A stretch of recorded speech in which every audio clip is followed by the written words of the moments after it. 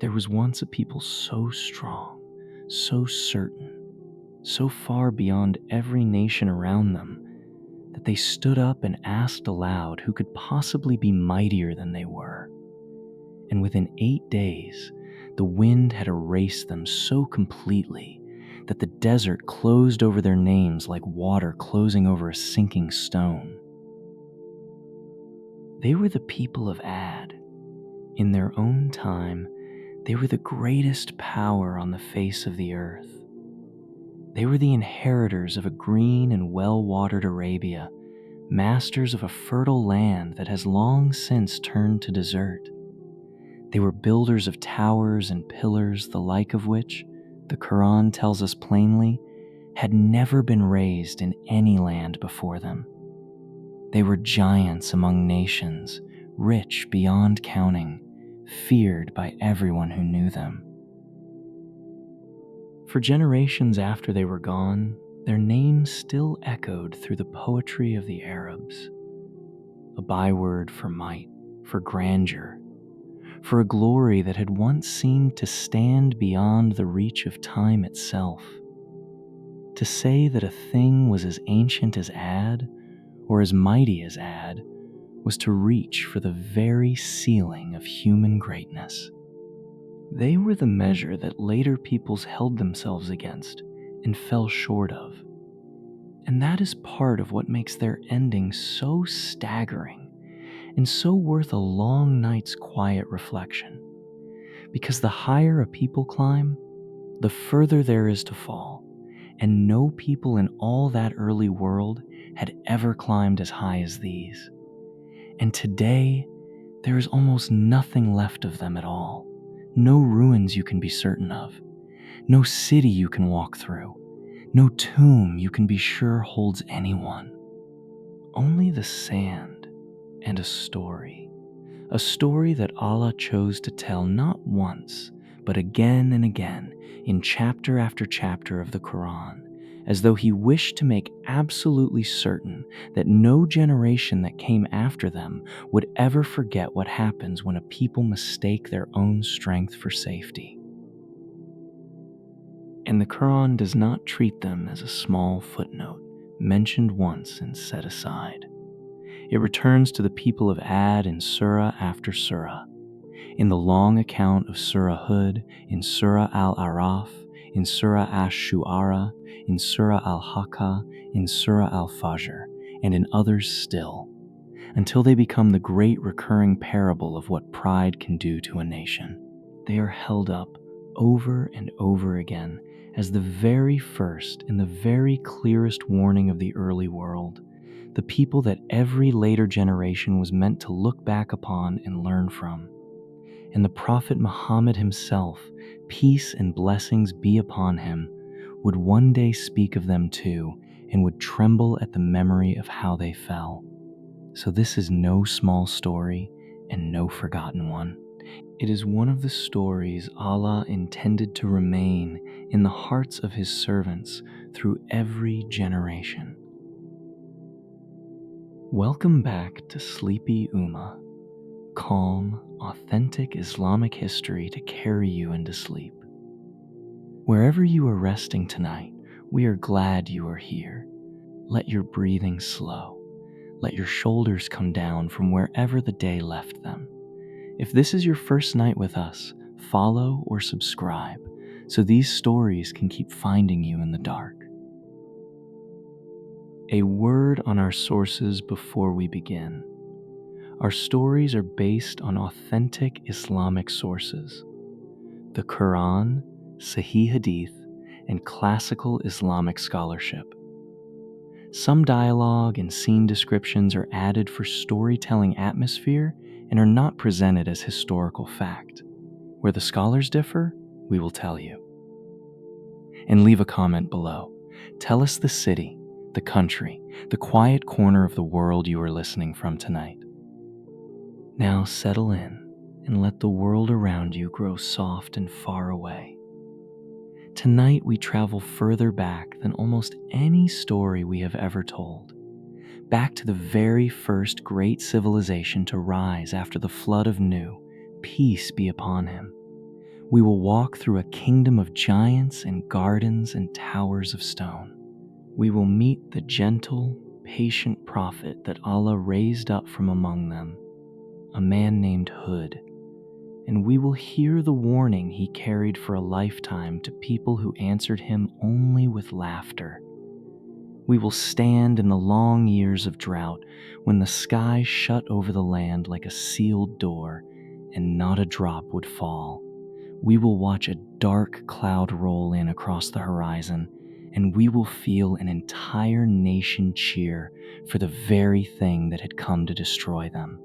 And at the very end, when the sand has swallowed everything, we will follow the faint and haunting echo of this story all the way forward through time, to a tomb in a remote valley in Yemen, to a buried city that explorers still argue over to this very day, and to a single trembling moment in the life of our beloved Prophet Muhammad, peace and blessings be upon him, when he looked up, saw a cloud gathering in the sky, and was afraid.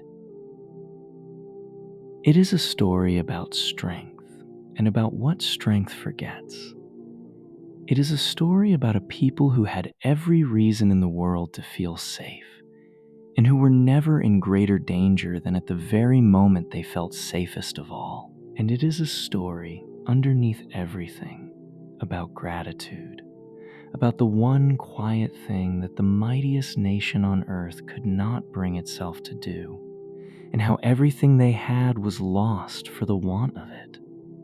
Hold that thought loosely as we begin and let it settle in alongside you.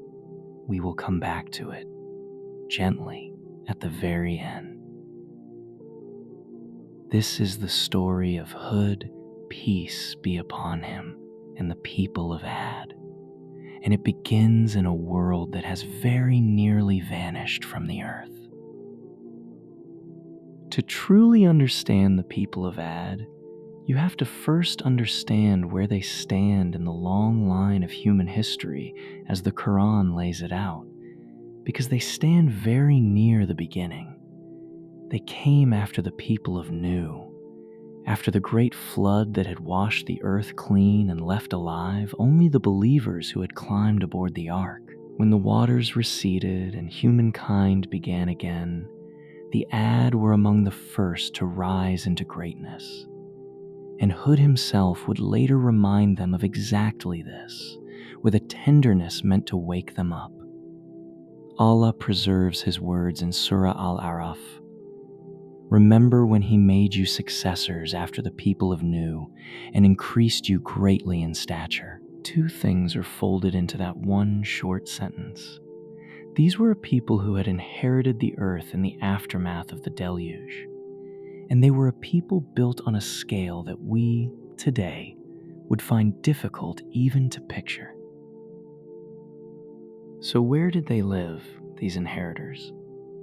The scholars of tafsir, drawing on the earliest traditions, place them in the south of the Arabian Peninsula, in a region the Qur'an itself names Al-Ahqaf, the wind-curved sand dunes.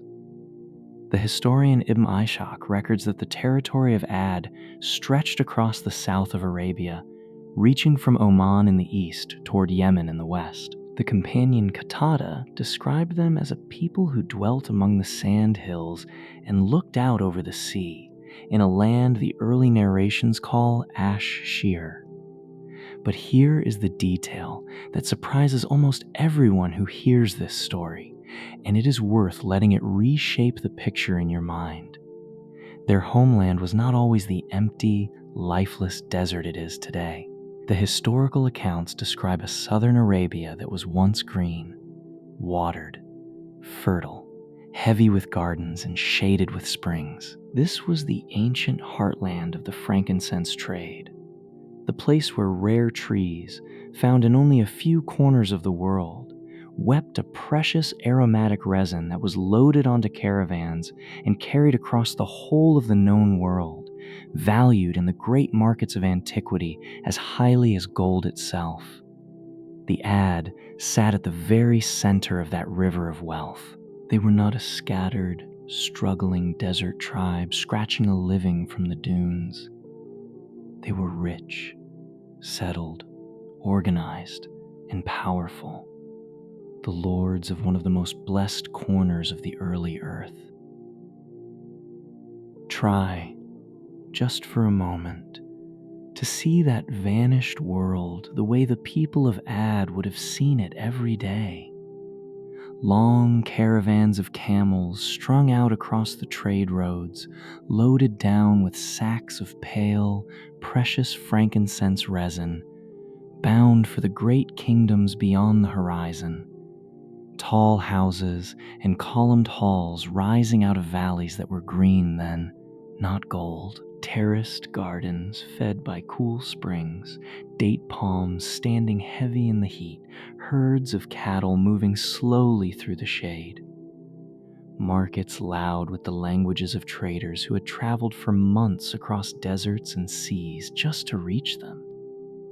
This was not a primitive, struggling people scratching at the edge of survival. This was a confident, wealthy, sophisticated civilization standing at the very height of its powers, utterly certain, the way the powerful always are, that it would simply go on forever. And that certainty, that quiet, unspoken assumption that the good days would never end, is precisely the thing that the wind would one day come to answer. And above all, they built.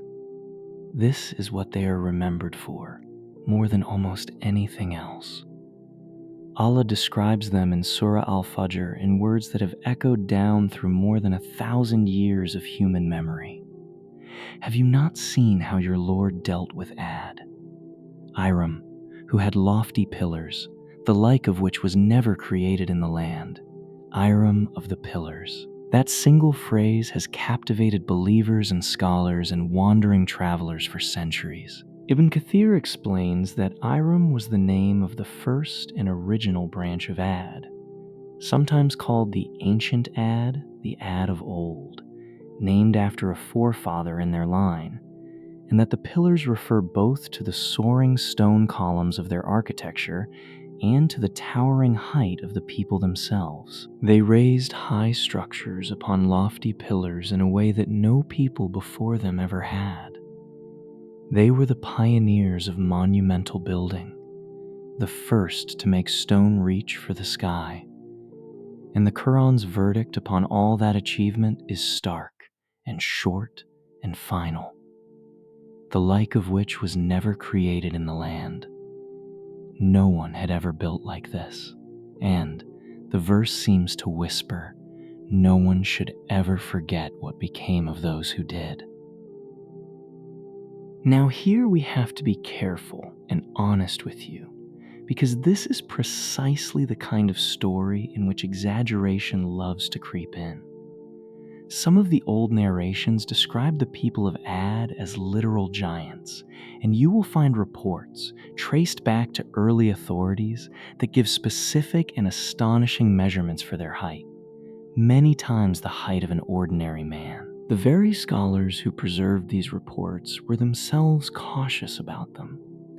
The commentators of the Maruful Quran, for example, note plainly that these particular figures come from Israelite traditions, what the scholars call Israelat, stories absorbed long ago from earlier communities, and they close the matter with the honest and humble words, and Allah knows best. So let us say it plainly to you. The Quran tells us, with certainty, that the Ad were exceptional in their strength and their stature, taller and more powerful than the nations around them. That much is firm. The exact numbers, the tales of giants towering many times a man's height, those rest on weak and borrowed reports, and we hand them to you only as old legend, never as established fact. But underneath all the wealth and the height and the towers sits the truth that the whole story turns upon, and we should not rush past it. Here was a people who had been given everything: strength in their bodies, riches in their land, skill in their hands, green valleys, flowing springs, and the deep security of being the single most powerful nation alive. And the question that the entire rest of this story exists to answer is a question you already know the weight of in your own quiet life. What does a human heart actually do when it is handed everything? Does it bow down in gratitude? Or does it stand up straight, square its shoulders, and slowly begin to forget the one who gave the gift? Into this proud and prosperous nation, Allah sent a man. And notice, He did not send a stranger.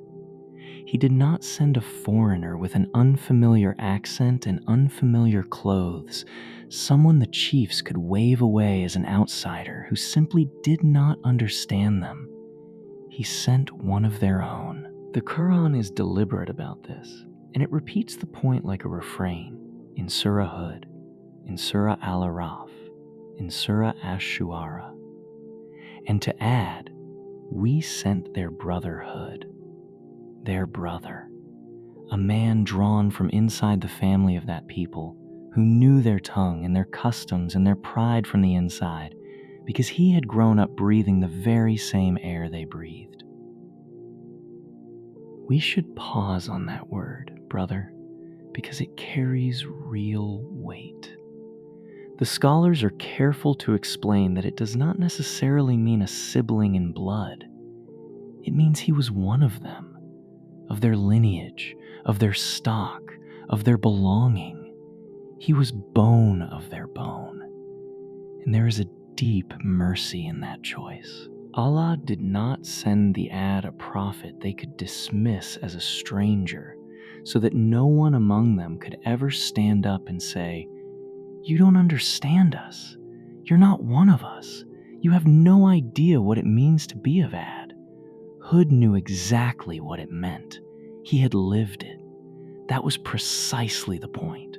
The warner came from within the household, so that the warning could never be brushed aside as the words of an outsider who did not know them.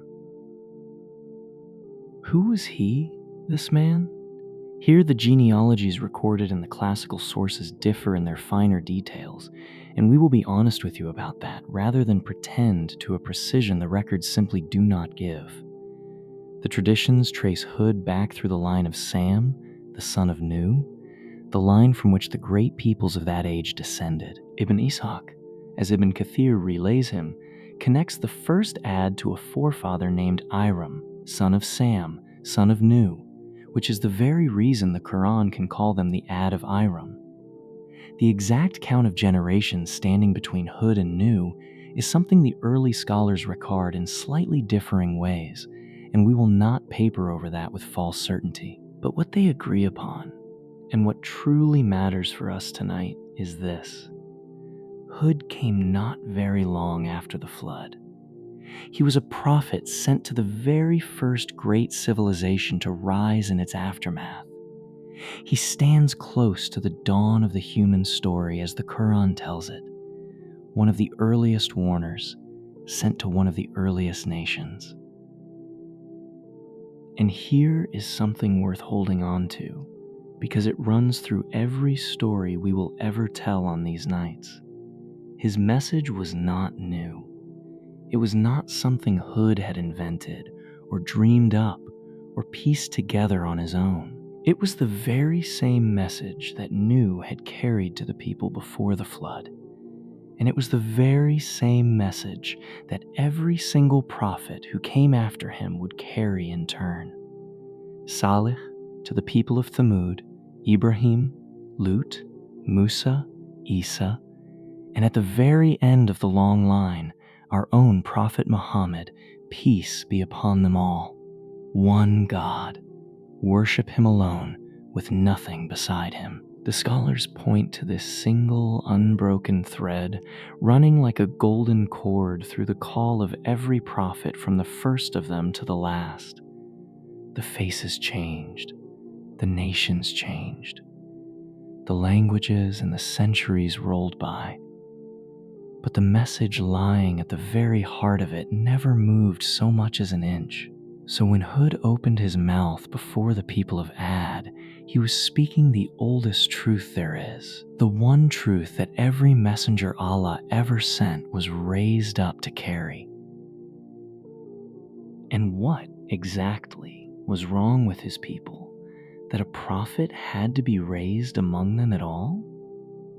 Here is the part that surprises so many, and the commentators take real care to draw it out, because it is subtle and it is important. The problem was not that the Ad were ignorant of God.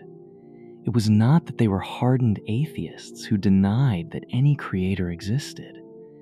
They knew of Allah. They acknowledged a maker above them. Their sin was something quieter than denial, and in a way far more dangerous. They worshipped Allah, and they worshipped others alongside him.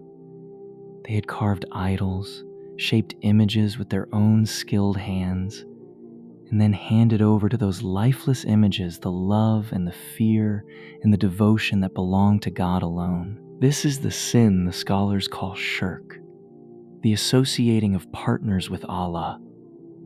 And the Qur'an returns to it again and again as the one great wrong that poisons the root of everything else. The people of Ad had not forgotten God. They had simply refused to give him the very first thing he asks of his servants, to be worshipped alone, with no rival standing beside him, no idol sharing his place in the heart. So Hud rose among them with a message as simple as it was complete. Allah records his very first words to them in Surah Al-A'raf and again in Surah Hud. O my people, worship Allah. You have no deity other than him. That was it. That was the whole foundation, laid down in a single clean line. Not an elaborate philosophy, not a long ledger of rules. One sentence that quietly turned their entire civilization upside down. You have everything, he was telling them. The strength, the towers, the gardens, the springs that water them. But the one who handed you all of it is one. So worship him alone. Set the idols down. Come back to the truth that the people of your forefather knew were so nearly destroyed for abandoning. And if you have ever tried to tell another person something that was true and simple, and watched their face close against you precisely because it was so simple, because a simple truth leaves a proud heart nowhere at all to hide, then you already understand the wall that Hud was about to spend his whole life pressing his hands against. It was the chiefs who answered him first. It is almost always the chiefs who answer first in these stories. The ones with the most to lose, the ones whose entire power rests upon the very system the prophet has come to take apart. Allah preserves their reply in Surah Al-A'raf, and you can hear the contempt of comfortable men dripping from every word of it. The eminent ones who disbelieved among his people said, "Indeed, we see you in foolishness, and indeed, we think you are one of the liars." Foolishness. A liar. Notice carefully what they did and what they did not do. They did not argue with his message. They did not produce a single counter-argument, a rival proof, a reasoned defense of their idols and why those idols deserved worship. They went straight past the message and aimed at the man. They called him a fool and they called him a liar. Because when you have no answer to what someone is saying, the oldest move in all of human history is to attack the one who is saying it. Make him look small. Make him look ridiculous. Make sure that no one in the crowd takes him seriously enough to actually stop and listen to his words. And here we begin to see the true character of Hud, peace be upon him, because his answer is a quiet masterpiece of dignity. He did not shout back at them. He did not trade insult for insult. Allah records his reply in the very next verse, and it is astonishing in its gentleness. He said, "O my people, there is no foolishness in me, but I am a messenger from the Lord of the worlds. I convey to you the messages of my Lord, and I am to you a trustworthy advisor. A trustworthy advisor." Sit for a moment with how gentle that is. They have just called him a fool and a liar to his face in front of his whole people. And he answers by naming himself their sincere well-wisher, their faithful counselor, a man who wants nothing in this world but their good. There is no wounded ego in it. There is no flash of bruised pride. There is only a man so utterly certain of his Lord that the scorn of the entire crowd cannot reach the place where he stands. Then he turns them gently back toward the gift, the way you would turn a forgetful person to face something that has been standing right in front of them the whole time. Remember, he says in that same passage, when he made you successors after the people of Nu and increased you greatly in stature. So remember the favors of Allah that you might succeed. He is pointing directly at the evidence all around them. Your strength, who gave it to you? Your towers, your gardens, your overflowing wealth? Where did the rain come from that grew it all? You did not make yourselves. You were made. You did not water your own land.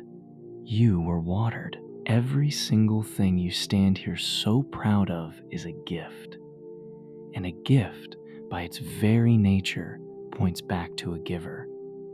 In Surah Ash-Shu'ara, Allah records him laying it out even more tenderly still. Fear the one who has aided you with what you yourselves know. He has aided you with cattle and with children and with gardens and with springs. He names their blessings to them one by one, the flocks, the children, the orchards, the springs, as if to say, look how loved you are. Look how generously you have been provided for. How, then, can you take all of this from his open hand and turn around and bow to a carved stone? But a heart that has already decided not to listen will twist even kindness into something to be feared. And now the people of Ad reached for an accusation that tells you everything about the sickness underneath their pride. They said, as Allah records in Surah Hud, "We believe that some of our gods have struck you with evil." In other words, you have gone mad, Hud. One of our idols has cursed you, touched you, turned your mind. That is why you talk this way. That is why you have turned against the gods of your own fathers. They could not conceive of a man standing alone against the entire crowd unless something had gone badly wrong inside his head. Sanity, to them, meant agreeing with everyone else. And now Hud says the single bravest thing in the whole of this story. Listen to it closely, because it is the moment one solitary man squares his shoulders against an entire civilization with nothing in his two hands but his faith in Allah. Allah preserves the words in Surah Hud. He said, "I call Allah to witness, and you bear witness too, that I am free of everything you associate with him. So plot against me, all of you together, and do not give me any respite." Do you hear the steel running through that? Go ahead, all of you. Every chief, every elder, every idol, every god you have ever bowed to in fear. Gather yourselves together and do your absolute worst to me, right now, and do not even grant me time to catch my breath." He throws the challenge down at the feet of a nation of giants. And then he tells them exactly why he does not fear them. "There is not a single creature," he says, "but that Allah holds it by its forelock." The forelock, the lock of hair at the very front of the head, the place by which, in the old custom of the Arabs, you would seize and drag a captive or a beast wherever you wished it to go. Every living thing, Hud is telling them, is held exactly like that in the grip of Allah. Your idols are. Your armies are. You yourselves are. He has every one of you by the forelock. So tell me, what is it, precisely, that I am supposed to fear from you? To understand why the warning grew so heavy and so urgent, we have to look harder at what had actually gone wrong with the people of Ad, not only in their worship, but in their entire way of living. Because the Qur'an does not accuse them of idolatry alone. It paints a full portrait of a whole civilization that had grown drunk on itself, and it does so through the mouth of Hud in Surah Ash-Shu'ara in 3 short and utterly devastating verses. "Do you build," he asks them, "on every high place a monument for mere idle vanity? And do you take for yourselves great strongholds as though you might live forever? And when you strike, do you strike like tyrants?" Read those 3 accusations slowly, one at a time, because each of them is a diagnosis of a separate disease. First, monuments raised on every hilltop for vanity. The commentators are careful to explain that Hud is not condemning building itself. There is nothing sinful in raising a wall or a roof. He is condemning building as a display. Structures put up for no purpose at all except to announce their own glory. Towers that exist only to be admired. Every high point in the land crowned with one more boastful statement about how great the Ad were. Second, strongholds, as though you might live forever. Here is the very heart of the matter. They built as if death itself did not exist. They poured their immense wealth into fortresses and palaces, carrying an unspoken belief deep in the chest that they would never have to leave them, never grow old, never one day be called to stand and account for any of it. And third, when you strike like tyrants. Their power had curdled into cruelty. Their political life, the early accounts tell us, was held in the fists of a few unjust rulers against whom no one dared to so much as raise a voice. And upon the weak and the poor, they brought their strength down without a flicker of mercy. 3 diseases, then: vanity, the forgetting of death, and cruelty. And if you have ever looked honestly at the proud and the powerful of any age, including our own, including the faces on the screens of our own time, you will recognize that these 3 almost always travel together, hand in hand. The very same heart that builds monuments to itself is the heart that quietly imagines it will never die. And the heart that imagines it will never die is the heart that feels perfectly free to crush whoever happens to stand in its path. Hud was not merely correcting a point of theology. He was holding up a clear mirror to their entire civilization and naming, out loud, the rot he saw spreading through all of it. And it is worth turning that same mirror, just for a moment, toward ourselves before we go on, gently, the way you would in the quiet of the night. Because vanity and the forgetting of death and a hardness toward the weak are not ancient sins, sealed safely away inside a dead civilization that has nothing to do with us. They are living temptations in every single age, including our own. Every time a heart begins to quietly build little monuments to itself, look what I have, look what I have done, look how far above the others I have climbed. Every time it starts to live as though the account will somehow never come due, as though death is a thing that happens only to other people. Every time it grows cold and impatient towards someone smaller, someone poorer, someone more easily ignored. In every one of those moments, a faint shadow of Ad falls quietly across the soul. Hud's words were spoken to giants in a green desert thousands of years ago. But if we are honest with ourselves tonight, they were also, somehow, spoken to us. And how did they answer him? With the single most arrogant sentence in their entire record. A sentence that has become, across the centuries, almost the definition of human pride. Allah captures it in Surah Fussilat. As for Ad, they were arrogant throughout the land, without any right, and they said, "Who is mightier than us in strength? Who is mightier than us?" Say it the way they must have said it. Not really as a question at all, but as a boast, a chest-thumping certainty that absolutely nothing in the heavens or on the earth could ever touch them.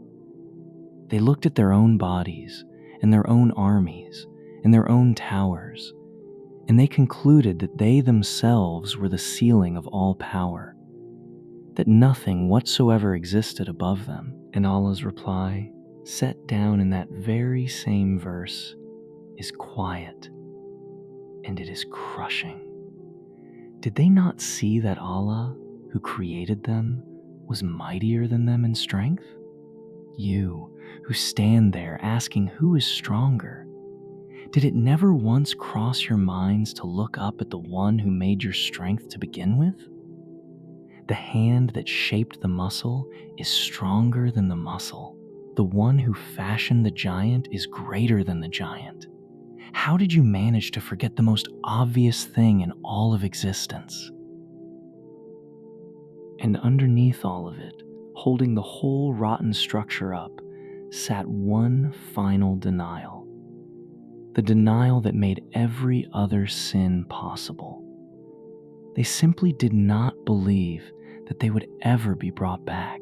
There is a passage in Surah Al-Mu'minun that many of the scholars of tafsir read as describing the people of Ad, though some, Ibn Kathir among them, note that it may instead refer to Thamud, since the punishment named in it is the cry rather than the wind.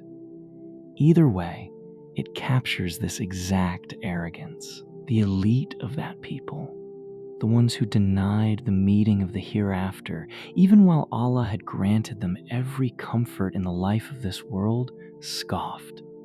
What? When we are dead and we have become nothing but dust and bones, are we really going to be brought forth alive again? How far-fetched, how utterly far-fetched is the thing you keep promising us. There is nothing but our life here in this world. We die, and others live, and we will never be raised. There it is. There is the foundation buried beneath all the rest. If there is no resurrection, then there is no reckoning. And if there is no reckoning, then strength becomes the only law there is, and the strongest may simply do as they please. Strip the belief in the day of judgment out of a people, and they will build their tyranny without the slightest fear. Because in their own minds, there is no longer anyone left above them to ever answer to. So when you are lying here in the dark tonight, and the whole world outside your window seems to belong entirely to the loud and the powerful and the proud, remember the people of Ad. They asked out loud who was mightier than them. The silent sand knows the answer to that question now. We are not told exactly how many years Hud stood among his people, calling and calling into that endless wind of mockery. The Qur'an does not give us a precise number for him, the way it gives us the long centuries of new. But the early accounts describe a mission that stretched on and on, year after weary year. A whole lifetime of patience poured out upon people who gave him almost nothing in return.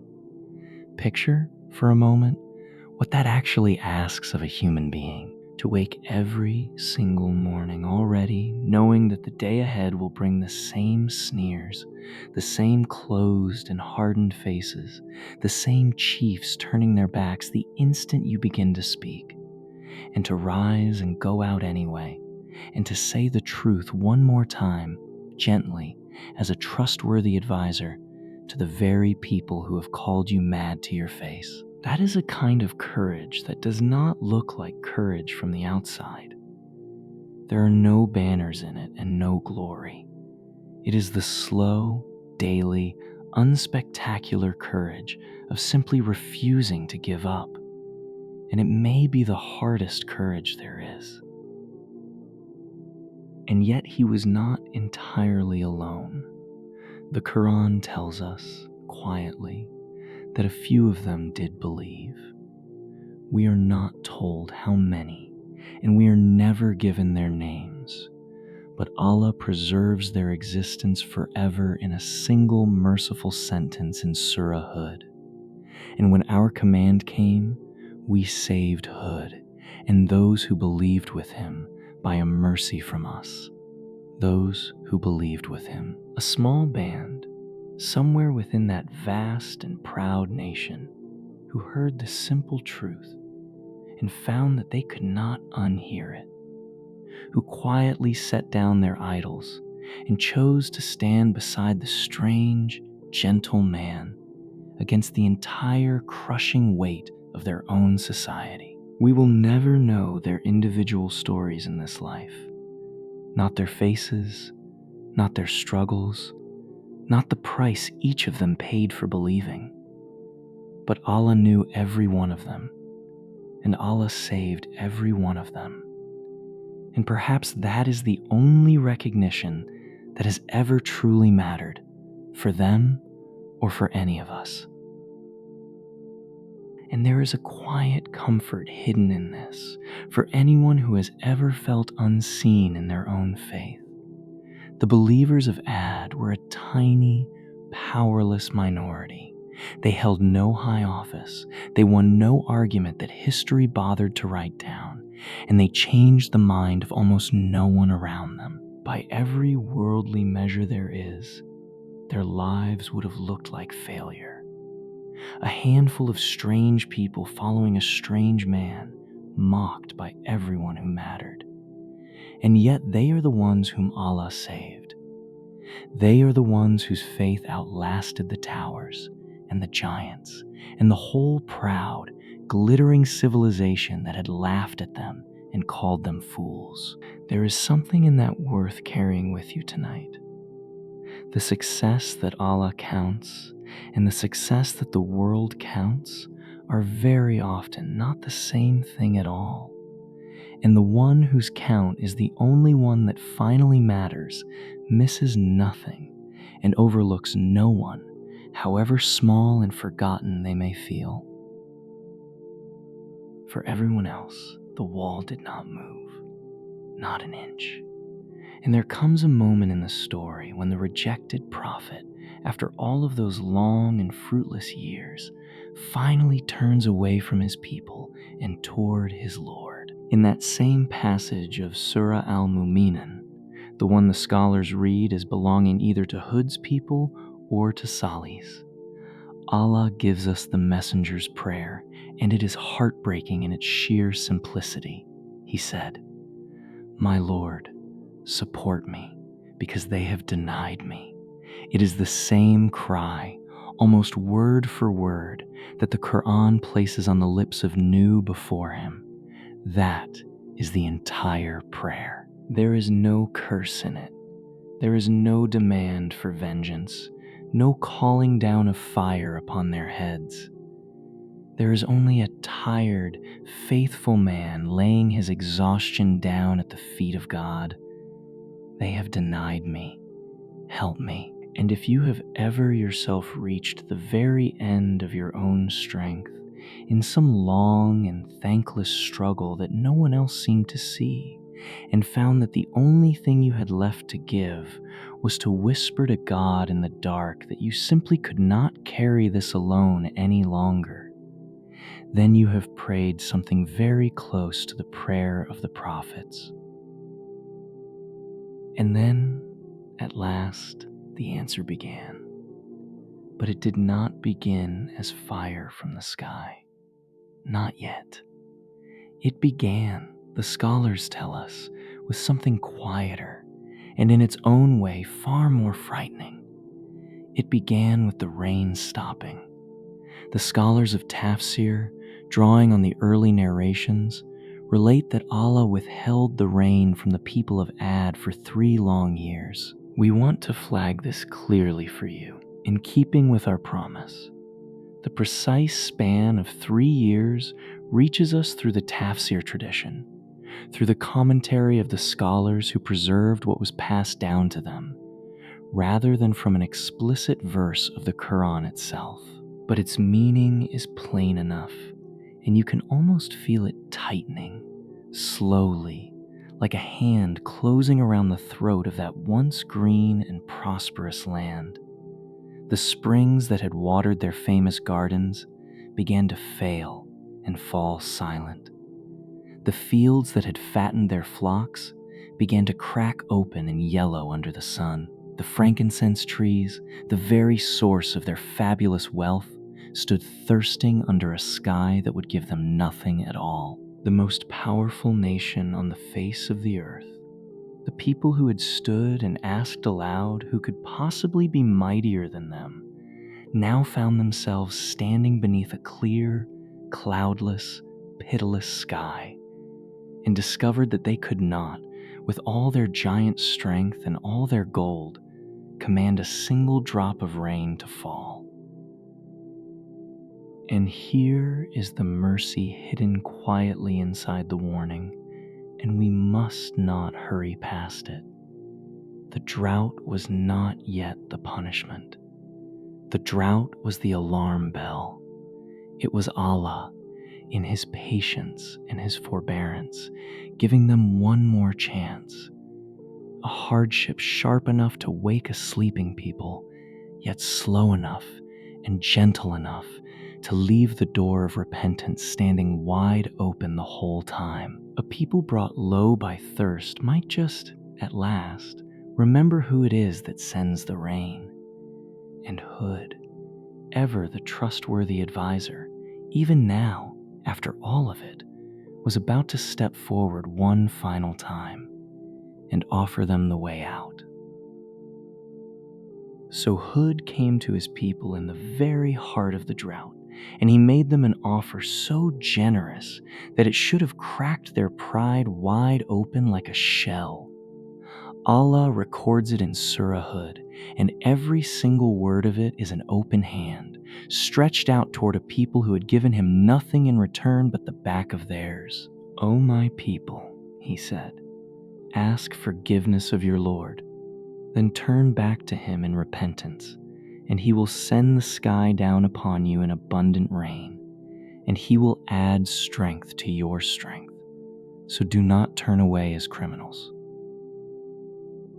Look closely at what he is promising them here in the name of his Lord. It is not merely survival. It is not even merely the bare return of the water they were dying without. He is promising them everything back, and more on top of it. Repent, and the sky will open. Repent, and the rain will come pouring down in torrents over your dead and cracking fields. Repent, and Allah will add fresh strength to the strength you already have. He will not only restore what the drought has stripped away, He will increase you beyond what you were. That is the staggering size of the mercy being offered. After all the insults, after all the years of mockery, after a lifetime of having his message thrown back in his face, the door was not merely left ajar. It was thrown wide open, and on the far side of it stood not punishment at all, but a greater blessing than the Ad had ever known in all their days of glory. And all they had to do to walk through it was bow. All they had to do was admit, even quietly, even just within their own hearts, that the one who held the rein in his hand was the one who deserved their worship. And they refused. Of course they refused. By now, their refusal had hardened into something that had passed beyond reason altogether. They had already told Hud, as Allah records in Surah Hud, with stubborn finality, "You have brought us no clear proof, and we will not leave our gods for your word, nor will we believe in you." And in Surah Ash-Shu'ara, they shrugged the whole warning off. "It is all the same to us," they said, "whether you warn us or you do not." And so, faced now with Hud's beautiful and open-handed offer, they reached instead for the oldest taunt of the doomed across all of history. They dared the punishment to come. "Bring us," they said, "the very thing you keep threatening us with, if you are truly one of the truthful." The commentators explain that they were trying to hasten the very torment they were being warned away from, precisely because, deep down, they did not believe for a moment that it was real. They thought they were calling a bluff. They thought there was simply nothing there to be afraid of. They thought the sky was empty. It is a strange and sobering thing about the human heart, that it can run so eagerly toward its own ruin, believing the whole way that it is running toward its rescue. The people of Ad did not look up and see a threat gathering on the horizon. They looked up and saw an answered prayer. They had spent 3 long years aching for exactly this shape against the sky, longing for it, scanning the empty blue for it morning after morning. And so when it finally came rolling in, every instinct in them rose up at once to welcome it home. Their hope was real. Their joy was real. The relief that flooded through them was real. And all of it was aimed, with perfect and total sincerity, at the very thing that had come to end them. There is a lesson buried in that for all of us, if we are willing to sit with it. How often the things we are most certain will save us are not, in truth, what we believe them to be at all, and how badly, how desperately, we need the one who sees clearly what we, in our hope and our hurry, simply cannot. And then it came. Allah describes the moment in Surah Al-Ahqaf with a detail so vivid that it makes the heart stop in the chest. After all those dry and cloudless years, after all that thirst, the people of Ad looked up one day and saw, at long last, a cloud, a great dark cloud, dense and heavy and full, rolling steadily and across the wide sky toward their valleys, and their hearts leapt up. Allah records their joy in the very words they spoke. When they saw it as a dense cloud approaching their valleys, they said, "This is a cloud bringing us rain." Can you feel the terrible cruelty folded into that hope? 3 years of thirst, 3 years of watching a hard sky give them nothing at all. And now, finally, here came the very clouds they had been begging their idols for. Picture the relief that must have surged through that whole nation in a single moment. The children pointing up at the sky and shouting. The farmers running out toward their fields. Rain. At last, after everything, rain. The gods had answered them after all. Hud had been wrong all along. The long drought was ending. They had won. But there was one man in all that land who was not cheering. And Allah gives us his words in that same passage, words that turned all of that joy to ice in an instant. No, Hud told them, it is not what you think it is. It is, rather, the very thing you yourselves sought to hasten. A wind in which there is a painful torment. It destroys everything by the command of its Lord. That is no rain cloud, he is telling them. That is the answer to your taunt. That is the thing you dared me to bring down upon you. The people who had stood and asked who could possibly be greater than them now had their answer. And it was riding in toward you, right now, on the wind, and it has come to leave nothing at all standing.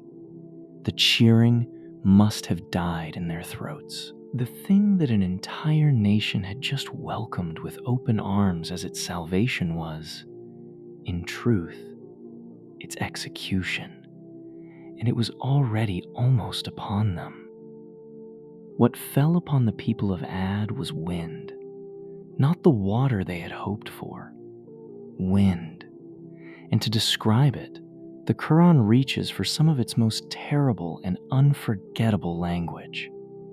In Surah Al-Haqqah, Allah says, as for Ad, they were destroyed by a screaming, furious wind. The Arabic words carry a sound and a violence in them that no translation can fully hold. A wind that howled and shrieked, that raged, that came roaring in with a cold and overpowering force that nothing in its path could stand against. In Surah Al-Qamar, Allah names it again. We sent against them a furious wind on a day of relentless misfortune. And in Surah Aj-Dariyat, he describes the effect of it with a chilling and final precision.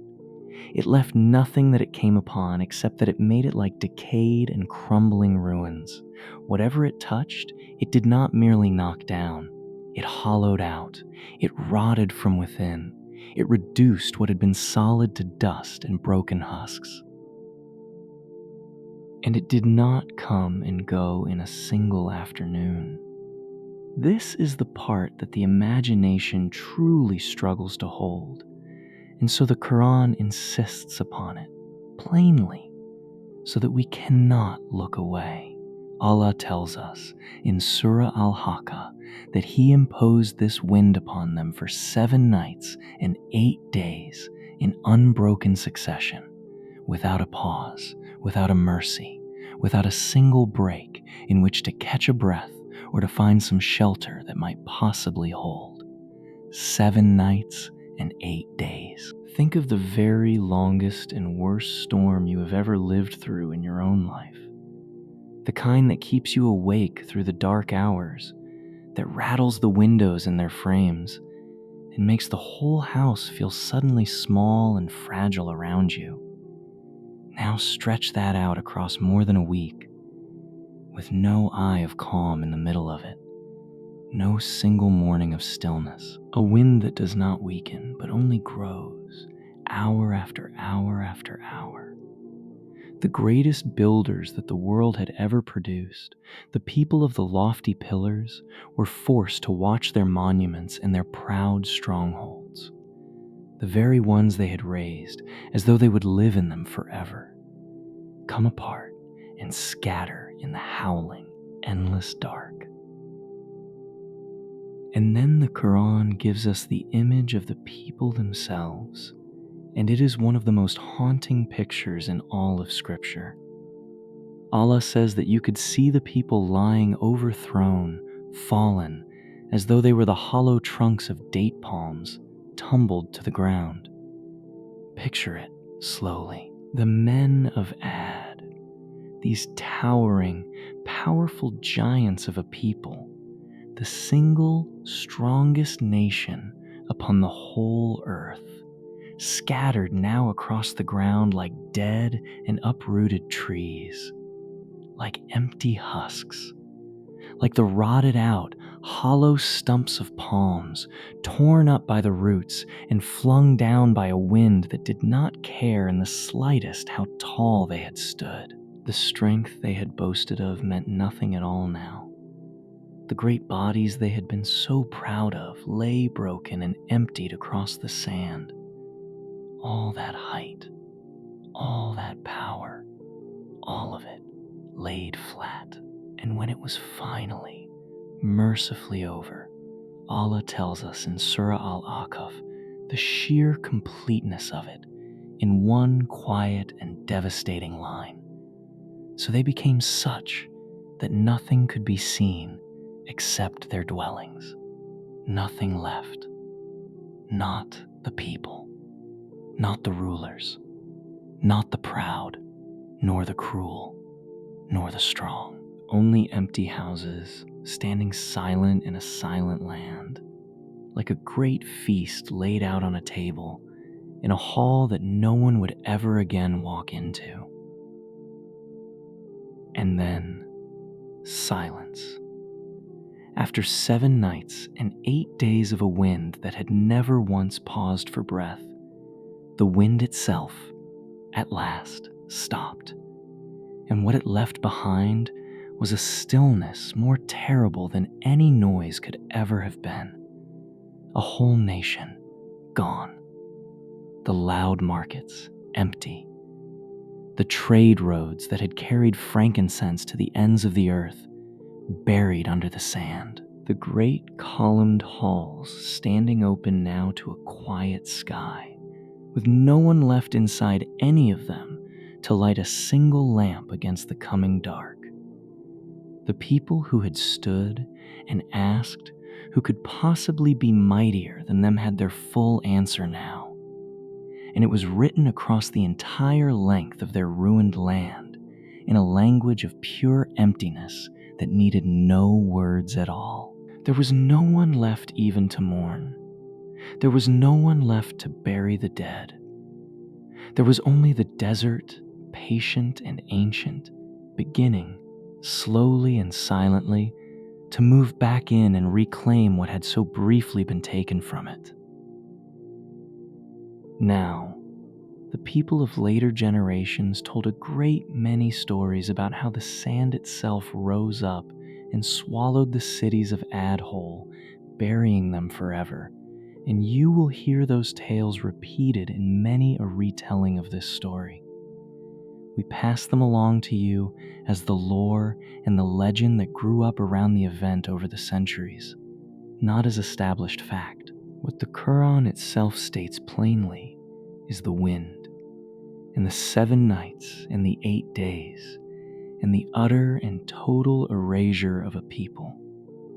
And there is one more thing that the authentic record gives us, and it comes to us from the very lips of the Prophet Muhammad himself, peace and blessings be upon him. It is found in the most rigorously verified collection of hadith that exists, Sahih Bukhari, narrated by the companion Ibn Abbas, may Allah be pleased with him.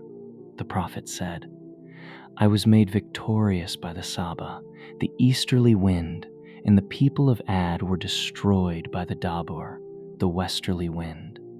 Stop and sit with the weight of that for a moment. The very same force, wind, the most invisible and ordinary thing in all the world, the very air we draw in and out of our lungs without a single thought, can be sent by Allah as a mercy that carries victory to his believing servants, or sent as a torment that erases an entire nation from the earth. It is never, in the end, about the wind. It was never about the wind. It is, and it always was, entirely about the one who commands it. When the storm finally fell silent, and the dust began to settle over the ruins of a vanished people, the believers were still standing. Allah had not forgotten the small and faithful band who had stood beside his prophet against the whole crushing weight of their nation. He tells us in Surah Hud, in that same merciful verse. And when our command came, we saved Hud and those who believed with him by a mercy from us, and we saved them from a severe punishment. The wind that hollowed out the giants did not so much as touch the faithful. And then Allah pronounces the verdict of history over the people who were lost, a verdict that closes their account like a great door swinging shut on a darkened room. That was Ad. They rejected the signs of their Lord, and they disobeyed his messengers, and they followed the command of every obstinate tyrant. They were pursued by a curse in this world, and they will be pursued by one on the day of resurrection. Unquestionably, Ad denied their Lord, so away with Ad, the people of Hud. What became of Hud himself and of the believers who were saved with him? Here we step gently from the firm ground of the Qur'an onto the softer ground of tradition, and we will tell you clearly, as we go, which is which. The early accounts relate that Hud and his followers migrated away from the ruined land, and many of the narrations say they settled in the valleys of Hadramaut, in what is today the south of Yemen, where they lived out the remainder of their days in peace, worshiping their Lord Allah alone. To this very day, there is a site in a remote valley of Hadramaut that local tradition honors as the tomb of Hud, Qabr Nabi Hud, the grave of the Prophet Hud. And once each year, thousands of people still gather there in pilgrimage. We want to be honest with you about what this is and what it is not. The great translator and commentator Abdullah Yusuf Ali noted the existence of this tomb, and the commentator Maududi noted the annual gathering of the faithful there. But both of them were careful to say plainly that the identification is not historically established. It rests upon local tradition and upon centuries of love and reverence, rather than upon any certain proof. So we offer it to you not as fact, but as a beautiful thread of devotion that has been lovingly woven around the memory of this prophet, a place where the love for him is entirely real, even where the certainty is not. And then, of course, there is the lost city. For more than 1,000 years, the phrase Iram of the Pillars has stirred the imagination of treasure hunters and travelers and dreamers who have searched the deep sands of southern Arabia for the buried capital of the people of Ad. In the early 1990s, a team that included a filmmaker and explorer named Nicholas Clapp used satellite images to trace ancient caravan tracks worn into the desert, all converging upon a single point in the sands of Oman, at a place called Shizur. And when they dug there, they uncovered the collapsed remains of an old fortress and its towers ringed around a deep and ancient well. Some declared that this was it, at last, the lost city of Ubar, which they identified with the Iram of the Qur'an. It is a thrilling story, and we would be cheating you tonight if we either hid it from you or oversold it to you. So here is the honest truth, plainly stated.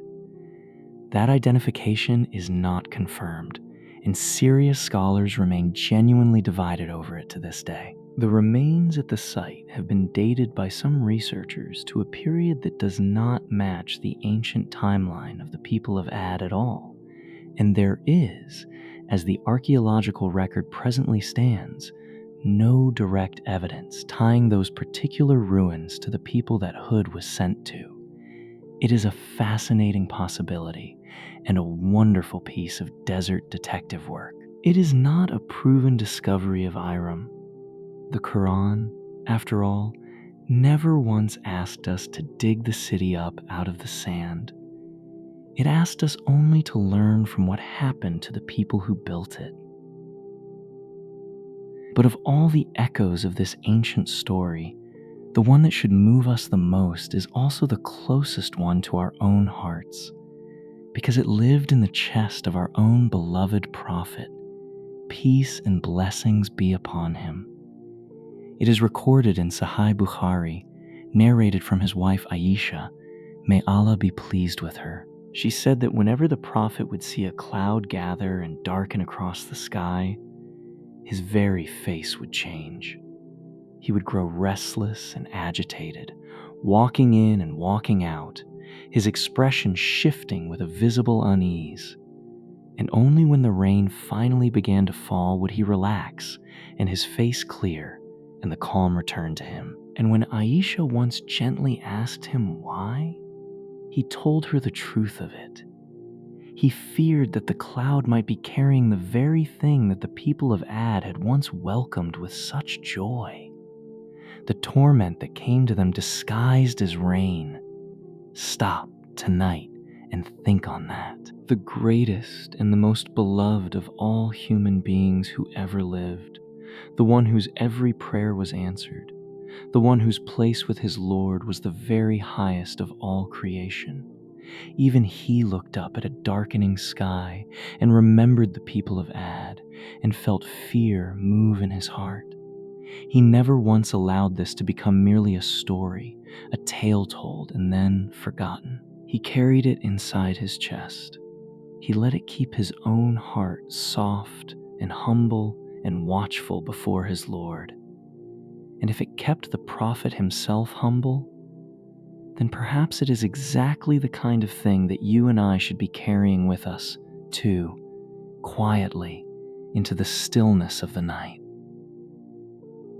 So what do we take with us, you and I, from the ruins of a people who lived so very long ago that even the location of their city is still a matter of argument? Lying here in the dark, far from any desert and any howling wind, what does the story of Hud actually ask of us tonight? It asks us to look honestly at our own gifts. The people of Ad were not destroyed because they had been given much. They were destroyed because they forgot the one who gave it. Everything you have tonight, the breath moving quietly in and out of you, the roof somewhere over your head, the people you love, whether they are near you or far, the strength in your body, the very mind that has been able to follow this story from its beginning. Every last bit of it is a gift, held in the same hand that holds all of creation by the forelock. The Ad had gardens and springs and towers and the strength of giants, and none of it saved them for a single hour once they turned away from the giver and toward the gift. And you and I, who have been given so much less than they were ever given, are asked the very same question they failed to answer. Not whether we have been given much, but whether we still remember the one who gave it. It asks us, too, to notice how gently the warning came, long before the wind ever did. There were years of patient calling. There was a drought that was meant to wake them, not to end them. There was an offer of forgiveness so generous that it promised them not merely rain, but increase, held open right up until the very final hour. Allah was not waiting impatiently to destroy the people of Ad. He was waiting again and again and again for them to turn back to him, and the door only finally closed when they themselves slammed it shut. And that very same patience surrounds you right now, tonight.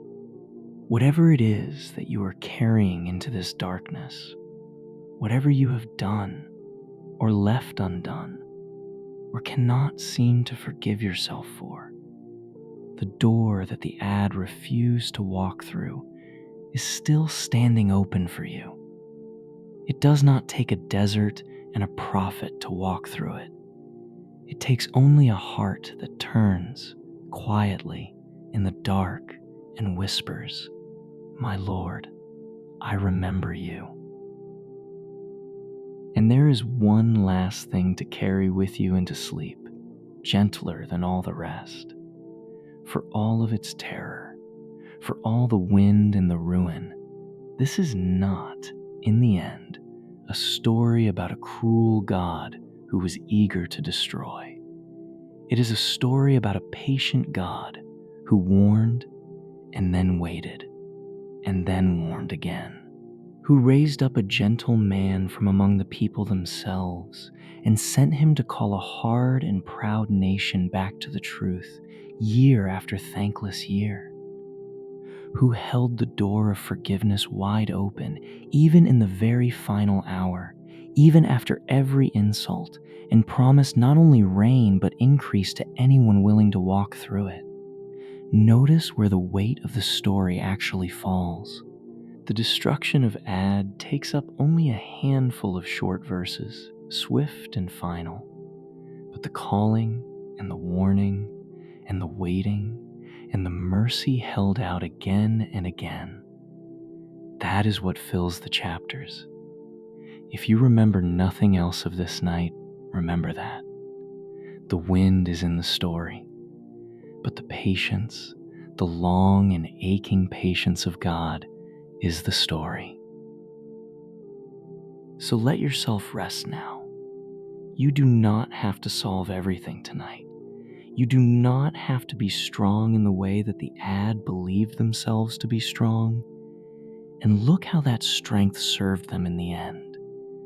The whole quiet lesson of their story is that real safety was never to be found in strength at all. It was found in surrender, in the bowing of the one knee they were far too proud to bend.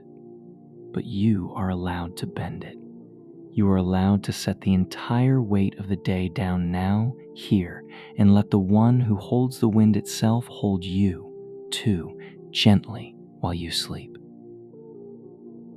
There is no storm coming for you tonight. There is only the quiet and the dark and the soft and certain mercy of a Lord who has been calling you in 1,000 small ways all your life. Not to frighten you, but to bring you home. So loosen your hold on the day. Let the worries that felt so large an hour ago grow small and far away. You are held. You are seen. You are remembered by the one who forgets nothing. May Allah make us among those who remember Him in their ease, before they are ever forced to remember Him in their hardship. May He keep our hearts soft and grateful and watchful, and never let our blessings become the very thing that turns us away from the one who gave them. May He forgive us for all the days we forgot Him, and accept from us the nights, like this one, when we turned back. And may the peace and the blessings of Allah be upon His patient prophet Hud, and upon the small band of believers who stood beside him when no one else would, and upon our own beloved Prophet Muhammad, who looked up at the gathering clouds and remembered and was humble. If this story moved you tonight, we would love to know. Leave a comment and tell us where in the world you are listening from and which part of it stayed with you the most. If it brought you any measure of peace, share it with someone who might be in need of the very same, and subscribe so that the next story can find its way to you here in the quiet. Until then, rest well, breathe easy, and let your heart be still.